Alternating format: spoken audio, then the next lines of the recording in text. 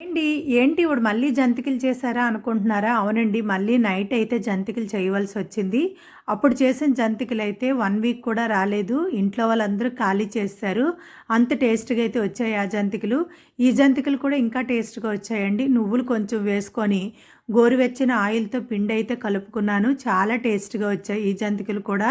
గుల్ల గుల్లగా కరకరలాడుతూ చాలా టేస్ట్‌గా వచ్చాయి. అయితే ఈ జంతికలు చేయడానికి కూడా కారణం ఉందండి. అప్పుడు చేసిన జంతికల్లో ఒక్క జంతిక కూడా మా అబ్బాయి ముట్టలేదు.